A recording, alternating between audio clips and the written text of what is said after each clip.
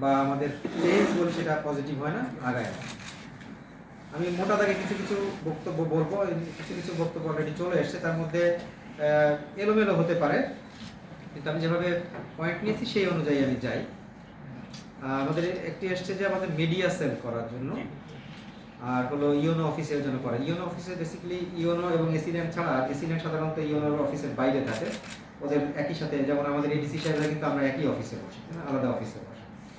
আর maximum ক্ষেত্রে YONO এবং এসিডেন্টরা তারা সো মাস বেজি থাকে, তো সেই ক্ষেত্রে ওদের ওখান থেকে মিডিয়া সেল আমি আমার ইওনো সাহেবদেরকে বলবো যে কোনো বিষয়ে আপনারা যদি প্রশ্ন করেন অথবা তাদের কাছে কোনো চান, তথ্য চান, অবশ্যই দিবেন। গতকালকে একজন এসেছিল, বলেছিল যে এই তথ্য লাগবে ইত্যাদি, আমার অফিস থেকে বলা হয়েছিল যে তথ্য যেন তথ্য আবেদন করেন এই সেই, আমি আবার বলে দিয়েছি যে আবেদন করা দরকার, সিম্পল তথ্য দিয়ে দেবো। তো এই ক্ষেত্রে আমার মনে হয় কোনো সমস্যা হবে না। আমি যে কোনো সময় আপনারা আমার ফোন করতে পারেন, আমার প্রিভিয়াস স্টেশনগুলিতে খোঁজ নিতে পারেন, আমি যে কোনো সময় আপনাদেরকে রেসপন্স করবো। আমি সবার ফোনই ধরি, মানে ম্যাক্সিমাম ক্ষেত্রে ধরি, যদি কোনো বিশেষ মিটিংয়ে অথবা অন্য কোনো ফোনে না থাকে আমি রেসপন্স করি। আর মিডিয়া সেলের বিষয়ে কিছু রেস্ট্রিকশন আমাদের আছে, ঠিক আছে, যেটি আমাদের অনেক বিষয় আছে, সেগুলো আমি আর বলছি না। এই ক্ষেত্রে আমি আপাতত কিছু বলতে পারছি না, তবে তথ্যের ক্ষেত্রে আশা করি কোনো সমস্যা হবে না। যে কোনো তথ্য এবং আমার বক্তব্য যদি চান, আমরা প্রস্তুত আছি যে কোনো সময়। এবার আসে আমাদের মেজর যে ইস্যুগুলো আছে, করতোয়া রিভার। আজকেই আমাদের পিডব্লিউডি যে এক্সিএন সাহেব, এসি সাহেব, ওনারা কিন্তু ঢাকায় গিয়েছে। কালকে ওনাদের কালকে না, কি গতকালকে ছিল, আজকে একটা মিটিং আছে, পিইসির মিটিং, ইভ্যালুয়েশন হচ্ছে এখানে।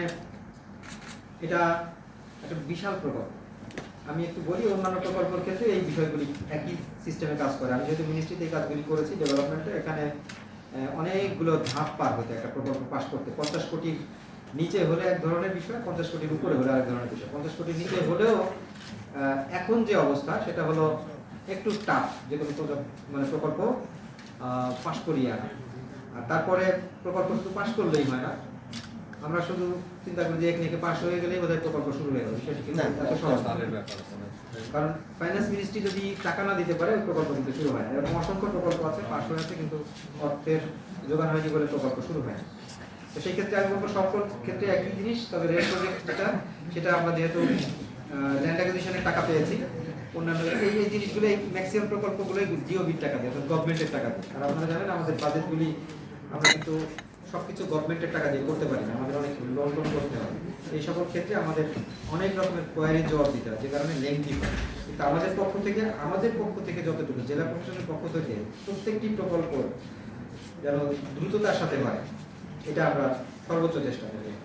আর সিটি কর্পোরেশন বলি আর বগুড়া বিভাগ বলি, এই জিনিসগুলো কিন্তু সিটি কর্পোরেশন এখন পাইপলাইনে আছে, আপনারা একজন সাংবাদিক বলেছেন, আপনারা সবাই জানেন এটা অ্যাডমিনিস্ট্রেটিভ ইস্যু, এটা হয়তো তাড়াতাড়ি আমরা একটা রেজাল্ট হবে। আর বগুড়া বিভাগ হবে কি হবে না, এটা আসলে রাজনৈতিক সিদ্ধান্ত, এটা আমি জানি না হবে, এই ব্যাপারে আমার কোনো সে নাই। তো বগুড়া ইউনিভার্সিটি যেন দ্রুততার সাথে বাস্তবায়ন হয়, সেজন্য আমাদের পক্ষ থেকে যতটুকু করার আমরা সেটা চেষ্টা করব। আর এয়ারপোর্টের বিষয়ে অলরেডি আমি গতদিন গিয়েছিলাম, এয়ারপোর্টে নিজে আমি গিয়েছিলাম। এখানে একটু সমস্যা হলো যে আমাদের এয়ারপোর্টে দুইটি স্ট্রাকচার আছে বা দুইটি স্থাপনা আছে, একটি হলো রাডার স্টেশন, একটা হলো এয়ারপোর্ট। রাডার স্টেশন থেকে এয়ারপোর্টের ডিস্টেন্স কিন্তু বেশ দূর, 8 কিলোমিটার বেশি। তো আমি নিজেও চাইবো করে একটা এয়ারপোর্ট হওয়া দরকার। আমি এই ব্যাপারে আন্তরিক থাকবো, আপনারা দেখবেন ইনশাল্লাহ আমি এটা নিয়ে আগাবো। আর যেটি বলেছেন বয়েজ এবং গার্লস স্কুল দুইটা হলে ভালো হয় গভর্নমেন্ট, তবে এই ক্ষেত্রে আপনার বক্তব্যের সাথে আমি একটু ডিসএগ্রি করি। সরকারি স্কুল নিয়ে আমার খুব নেগেটিভ আছে, এক্সপেরিয়েন্স আছে।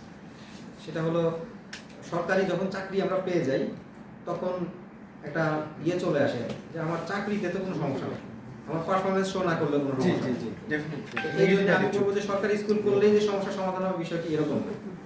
এবং আমরা দেখেছি যে লটারির মাধ্যমে যে সকল বাচ্চা ভর্তি হয়েছে, আমরা তাদের পারফরমেন্স নিয়ে আমাদের এখনো কন্ট্রোভার্সি আছে। তারা যখন প্রথম এক্সাম দিবে, তখন আমরা বুঝতে পারবো যে ভালো স্কুলের পারফরমেন্স কীরকম। সবাই সরকারি স্কুলে ভর্তি হতে চায়, কিন্তু রেজাল্ট আলটিমেটলি কী হবে সেটা আমরা রেজাল্ট পেলে তারপরে বুঝতে পারবো। তো সেই ক্ষেত্রে সরকারি স্কুল বাড়ালে ভালো হয়। তো আমার যেটা মনে হয় যে কোয়ালিটি এডুকেশন এনশিওর করতে হবে, যাই আছে।